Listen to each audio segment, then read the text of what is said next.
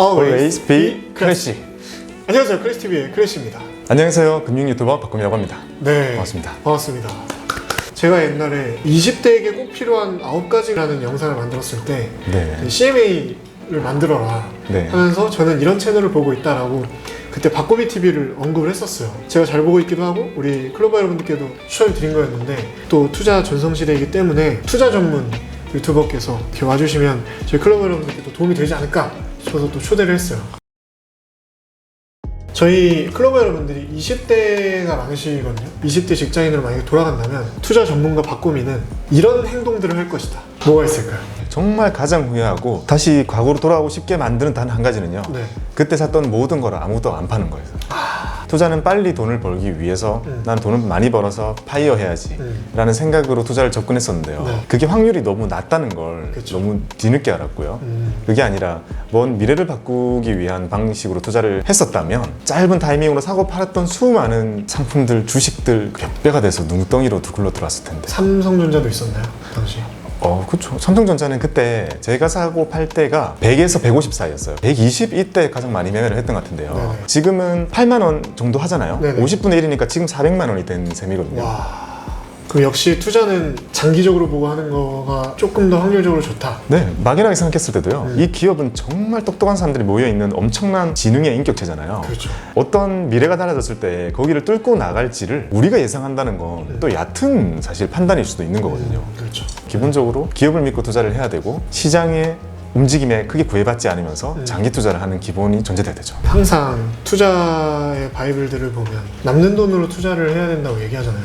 근데 이제 이 세상에 남는 돈이라는 게 있나요? 실무적으로 어떻게 해야 됩니까? 이렇게 누가 물어보셨을 때요. 은행 계좌에서 공과금 빼고 결제 금액 빼고 청약 빼고 다 뺀 다음에 그 다음에 남아있는 금액 전체를 우선에 증권 계좌에 옮기시라고 해요. 네. 그 다음 증권 계좌를 옮긴 다음에 여기서 우선순위를 정해가지고요. 연금저축으로 먼저 34만 원 이렇게 이체시키고 그 다음 주식 계좌로 얼마 이체시키고 그 다음에 해외 주식 계좌 얼마 이체시키고 더 남으면 계속 순차적으로 넣되 매달 저축 가능한 금액이 매번 다르기 때문에 그렇죠. 우선순위를 정해서 이렇게 투자를 하셔라 라고 말씀드렸거든요. 괜찮네요. 네, 이렇게 항상 말씀드리는데 한 번은 은행에서 오고 보낼 돈이 없다는 거예요. 네. 그걸 어떻게 해결해요? 그러니까 이거는 라이프 스타일을 바꾸셔야 될 것 같은데. 네. 제가 생각할 때 남는 돈이라는 개념보다는요, 투자는 없어지더라도 내 인생이 바뀌지 않는 돈. 절대 하시면 안 되는 게 집을 하나 가지고 있는데 거기서 받은 전세금 내줘야 되는 돈이잖아요, 언젠가. 네, 맞아요. 기한이 있는 돈이죠. 또는 3년 뒤에 집 사기 위해서 그동안에 예금으로 운용되었던 목돈, 이런 돈들은 아예 투자 못하게 해요, 저는. 지금 20대이신 분들께도 네. 이 장기 투자를 추천을 하시는 의미이신가요? 그때랑 상황이 많이 다를 수 있으니까요. 그렇죠. 근데요, 똑같아요. 20대였잖아요. 제가 느꼈던 걸 아마 똑같이 느끼실 거라고 생각이 들거든요. 제가 딱 들어갔을 때가 유커들이 우리나라 휩쓸 때예요. 중국 관련된 모든 것들이 주식이 엄청나게 올라갈 때예요. 네. 사실 그때 올라가던 파워와 세기는 거의 지금이랑 유사해요. 매달 깨작깨작 모아봤던 그 투자금도 몇 배가 안 되는 상태였어요. 난 늦어버렸다 생각했어요. 좀 억울하다, 야속하다. 그래서 무리를 하게 되더라고요. 올라가고 있는 거를 쫓아가게 되고 우리가 흔히 하지 말라고 하는 그런 많은 투자를 찾게 되더라고요. 그렇게 해서 그 돈들을 계속 불리지 못하고 있는 거죠. 그러니까 저희 조국증이라는 것은 저희 투자에 있어서 장이 좋음에도 불구하고 아무런 도움을 주지 못했어요. 계속 그런 생각을 가지고 살았어요. 나는 그 좋은 타이밍을 놓쳐버렸다. 근데 얼마 안 돼서 사드가 터졌어요. 주식의 주자도 못 꺼내는 분위기가 계속 이어지죠. 지하실에 잠겨있는 듯한 그런 분위기에서는 사람들이 투자를 안 해요. 완전히 거꾸로 우리가 보통 하잖아요. 그렇죠. 제가 이때 사야 돼 설득을 해서 이끈 투자는 되게 잘 됐단 말이에요. 반드시요, 위기는 또 오고요. 만약에 위기가 10년 동안 안 오잖아요. 네. 그러면 10년 동안 모으기만 해도 돼요. 그리고 10년째 어느 정도 의미 있는 움푹 패이는 시장이 온다, 그걸로 그때 또 많이 벌 수도 있는 거잖아요. 뒤처진다는 느낌 때문에 매우 높은 걸 알면서도 그 돈을 한 번에 투여하는 거, 그 행위만 안 하면 된다고 생각해요. 그러면 투자를 아예 안 하고 기다릴 거냐? 그렇지 않아도 돼요. 그러니까 시장의 높이와 상관없이요, 적립식 투자는 언제든지 시작해도 돼요. 적립식이라는 거는 매달 일부씩 계속 사는 거잖아요. 네. 사는 횟수가 점점 쪼개진 게 정말 많아지게 되면 내가 가지고 있는 평균 단가는 그 기업의 주가가 되거든요. 그리고 먼 훗날에는요, 그 기업이 어느 정도 올라갈 때쯤에는 또 상당히 많은 주식을 가지고 있게 돼요. 그때부터 시작되는 올라가는 걸 수익화 시킬 수 있거든요. 사서 담는 동안 발생했던 그런 평가 손익들이 있을 거 아니에요. 네. 이거는 먼 훗날에는 자금이 커져 있기 때문에 금방 메꿔져요. 그리고 또 멀리서 보면 또 그 짜잘했던 게 그냥 이렇게 큰 제2곡선으로 이제 보일 수도 있는 거고. 네. 그래서 아예 결론을 정리해 보면요. 네. 적립식으로 투자를 시작하시는 거라면 언제든지 시작하셔도 된다고 생각 들고요. 목돈으로 투자를 시작하시는 거라면 저는 미래를 예측할 수 없지만 좀 기다리시는 게 낫지 않나 생각해요. 네. 목돈을 모으는 과정도 당연히 내가 그 후에 해야 되는 투자와 일관성 있게 돼야 된다고 생각해요. 그래서 나는 언젠가는 정상적인 안정적인 투자를 할 거지만 그 목돈을 모으는 것은 나는 지금 그냥 뻥튀기 하겠어 라는 생각보다는요, 그거는 보통 절대 그렇게 안 돼요. 제가 만약에 진짜 그냥 과거로 돌아간다면요, 그 당시에도요 마찬가지로요 빨리 그렇게 목돈을 만들 수 있을 것 같은 기회는 항상 많았어요. 그 시장은요 성공 확률이 한 2% 되는 것 같아요. 저는 그런 확률 낮은 시장에서 게임하는 것은 절대 반대예요. 예를 들어서 저축금이 30만 원 정도가 된다. 그럼 이걸로 내가 언제 모아서 1,000만 원이라는 목돈을 만들지 생각했을 때 까마득하잖아요. 그래서 우리는 이거를 30배로 불릴 수 있는 그런 거를 계속 찾게 된단 말이죠. 근데 30배 불리려고 막 찾으면 이 돈이 항상 없어지거든요.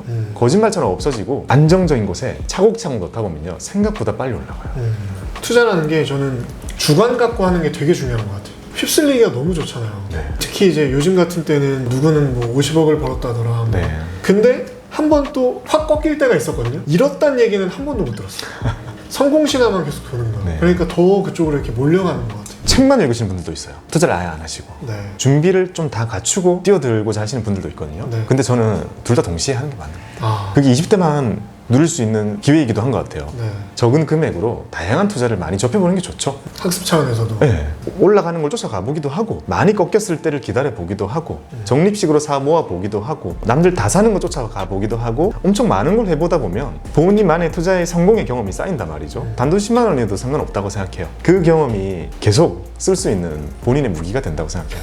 공부를 열심히 하고 대학을 좋은 데 가려고 노력하는 이유는 고소득자가 되기 위한 거잖아요. 근데 고소득자가 막상 되고 나면 그 높은 소득을 유지하기 위해, 그 업무를 유지하기 위해 그 소득을 거기다 써버리잖아요. 자산화시키지 못하는 거죠. 근데 실제로 부자가 되어 있는 사람들은요 고소득자가 아닌 사람도 상당히 많아요. 자산을 가지고 있는 사람들이 자산가라는 이름으로 부자라고 불리잖아요. 우리가 얼마를 벌든지 평생으로 봤을 때는 그거보다 훨씬 중요한 게 이 소득을 자산으로 얼만큼 만드냐더라고요. 그래서 소득이 아예 작으니까 나 저축 열심히 할 거야 하면서 정말 아껴 쓰고 자산화를 많이 시킨 사람이 결국 역전하더라고요. 자산이라는 건 가치가 오를 수 있는 거는 뭐든 담아도 돼요. 그래서 저 같은 경우는 주식 당연히 이제 담고 있고요. 금을 담고 있고요. 금고가 있네요, 집에. 금이요 생각보다 엄청 쉽게 돼 있어요. 증권사의 어플을 다운받아가지고요. 네. 금 현물 계좌라는 거를 그냥 개설할 수 있거든요. 그걸 열고 거기에 돈을 넣고요. 실제 금을 1g씩 사서 담을 수 있어요. 아, 그걸 모으다가 100g 이렇게 넘어가게 되면 출고도 할 수 있어요. 금은행 같은 느낌이네요, 그러면.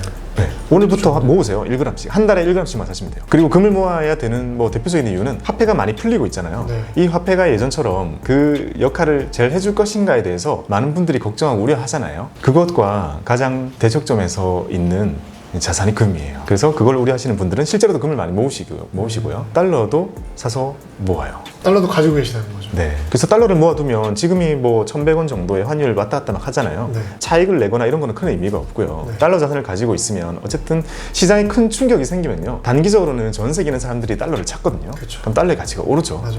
우리 원화를 쓰는 우리 입장에서는 원달러 환율이 많이 오르는 효과가 발생을 하고요. 과거의 사례를 들어보면 98년 IMF 때는 환율이 2,000원까지 갔었고요. 08년도 서프라임 때는 1,600원 정도 갔었거든요. 그런 시기가 왔을 때 그걸 일종의 수익처럼 이용할 수도 있는 건 그렇죠. 달러를 가진 사람들만 가능하죠. 맞아. 그래서 달러를 모으는 것도 의미 있는 투자라고 생각해요.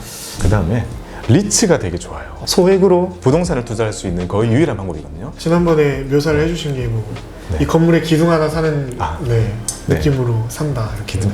기둥은 좀 비싸니까 벽돌 몇천 원밖에 안 해요. 막. 네. 몇천 원을 이렇게 사면 강남에 있는 뭐 큰 빌딩의 일부를 살 수 있게 되고 그 속에 임차인들로부터요 나오는 임대료를 받을 수 있어요. 내가 가진 그 지분 비례해서 받을 수 있거든요. 계속 모아가면 이제 기둥 하나 정도는 살 수 있게 되죠. 네. 그 다음에 고배당주. 배당을 엄청 많이 주는 주식들을 고배당주라고 하는데요. 네네. 이게 배당을 왜 많이 주시는 것인가를 생각해 보면요. 회사가 돈을 엄청 많이 벌어요. 근데 그 돈을 활용해서 새로운 사업을 더 많이 벌릴 필요는 없는 그런 회사들이 배당을 되게 많이 주거든요. 대표적으로 우리나라는 뭐 통신주들, 네. 은행주들, 증권주들 다 여기 해당이 되는데요. 아, 진짜 말씀하신 대로 좀 공기업 느낌 나는 좀 안정적인 상태의 회사들이 많이 있네요. 네. 단점은 주가가 많이 오르지는 않죠.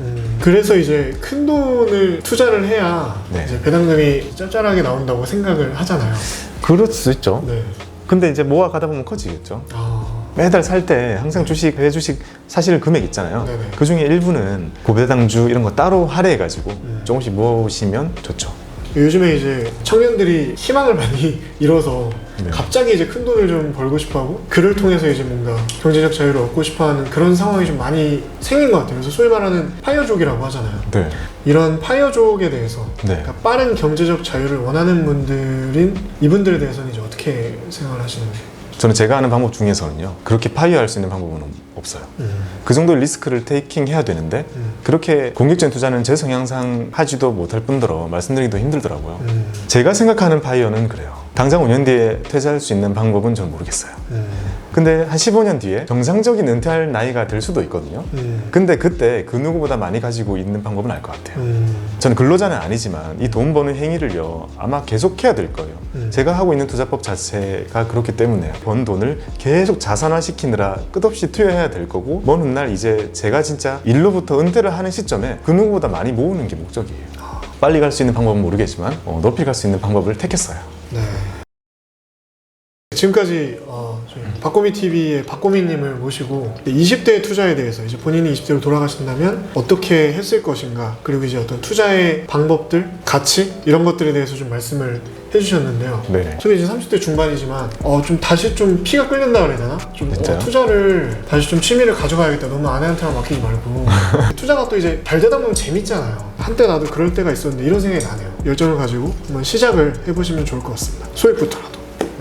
자, 그러면은 이번 컨텐츠도 여기서 마무리하도록 하겠습니다. 우리 박고미님께서는 이제 박고미TV에서 항상 지금과 같은 모습보다 조금 더 로봇 같은 모습으로 이제 본인 채널에서 정말 좋은 정보를 많이 주고 계시니까 많이 가셔서 좀 구독해 주시면 좋을 것 같고요. 박고미님이 또 책도 내셨어요. 저도 지금 열심히 실제로 이제 읽고 있어요. 제가 제 돈을 주고 사가지고. 그래서 책도 보시면 참고 많이 되실 수 있을 것 같습니다. 자, 여러분 모두 투자 성공하시고 자신감 가지세요. 당신은 멋집니다. Always be classy. 고생하셨습니다. 고맙습니다. Don't got enough to go poppin', I'm about to take off like a rocket. Oh, Houston, we might have a problem, and that don't mean money will solve 'em. Yeah, that don't mean money will solve 'em. It was never about the comments, you know that these problems they come with a lease.